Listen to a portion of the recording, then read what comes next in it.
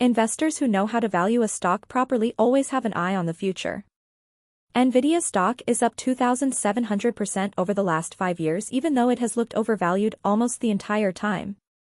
The company needs to keep growing and maintain its profit margins, which is a good reminder that investors need to look towards the future of the business. Another company may actually have higher upside than Nvidia stock in coming years even though it looks more expensive. Let's dive in. Think Nvidia stock is expensive? These 3 members of the S&P 500 trade at even higher valuations. Welcome to Timely Investment Research.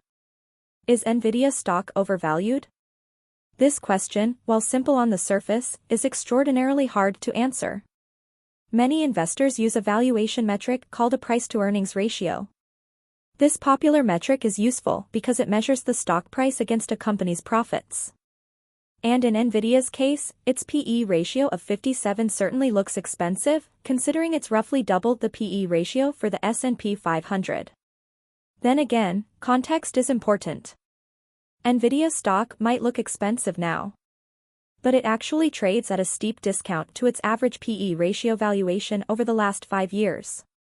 Many say to avoid stocks with a high P/E ratio. But Nvidia's high P/E over the last 5 years didn't prevent the stock from rising over 2,700%. Nvidia stock is now cheaper than its 5-year average valuation. Moreover, it's not even the most expensive constituent of the S&P 500.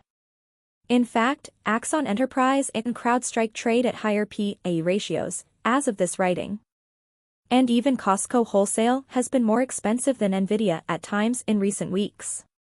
Axon provides hardware and software to law enforcement agencies. CrowdStrike is a cybersecurity specialist. And Costco is a grocery and home goods retail chain known for its membership business model and low prices. As the chart below shows, none of these companies are necessarily cheap when looking at the P/E ratio. Should investors sell stocks when their valuations are high? Should they only buy stocks that trade with below-average valuations? If the path to long-term wealth were this simple, all investors would be rich. The entire investing process could be automated to sell when a P/E ratio was high and buy when a P/E ratio was low. But it's not that simple. As I said at the start, it's extraordinarily hard to say when a stock is actually overvalued. Famous investor Bill Miller succinctly explains why valuing a stock is difficult. Miller has said, 100% of the information you have about a company represents the past, and 100% of the value depends on the future. Imagine for a moment a company valued at $10 billion and that has only made $1 million in profit. That stock would look extremely overvalued using the information we have from the past. But Miller reminds us that value has to do with the future. If this same $10 billion company earns $100 billion in profit over the next 5 years or so, then the stock is a screaming value stock. In my opinion, whether Nvidia is overvalued or undervalued today largely depends on how sustainable its profit margins are.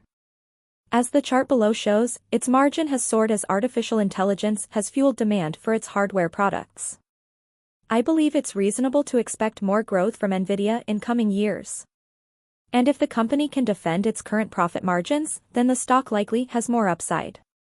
But if its margins drop back down to more normalized levels, the stock might not fare as well. That's a question that every Nvidia investor needs to answer. But what about the other 3 companies that are as expensive or more expensive than Nvidia when looking at the P/E ratios? Well, here's how I think about their valuations.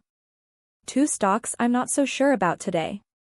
Costco is a fantastic business, enjoying stability from 137 million membership cardholders with a greater than 90% renewal rate.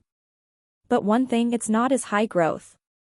It only had 5% top-line growth in its fiscal 2024, which ended September 1st.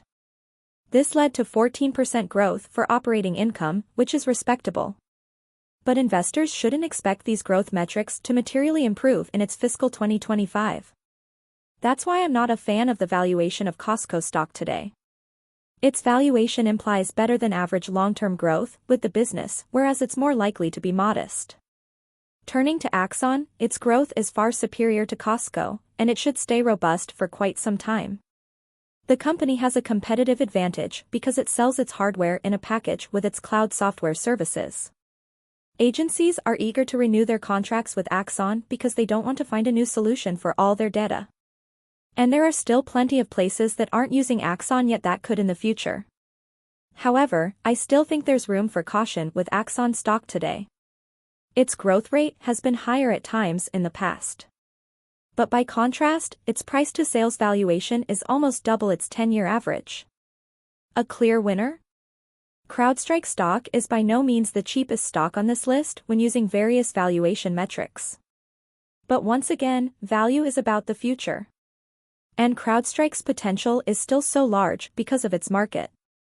Management projects that the market for its security platform will skyrocket from $100 billion in 2024 to $225 billion in 2028. For perspective, CrowdStrike only has $3.5 billion in trailing 12-month revenue.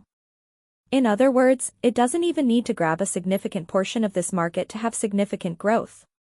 Moreover, it has an easy path to growth. Only 29% of its customers use 7 or more of its software products, whereas it has more than 20 options to choose from. Cross-selling to existing customers is an easy path for growth for CrowdStrike. And what's stunning is that its pipeline for new deals has completely recovered from its catastrophe earlier this year when a software defect caused a massive IT outage. The speed of its rebound strongly implies that its customers love its cybersecurity platform and products. CrowdStrike stock is quite expensive when looking at the valuation metrics that measure its past results. But when considering its path for future growth, I believe the stock could still be a good value today and perhaps the best value of the 4 stocks mentioned here. Thanks for spending some time with us today, Timely Investment Research. We're so glad you did. If you found value in today's video, please give us a like, hit that bell icon to never miss an upload, and hey, don't forget to subscribe.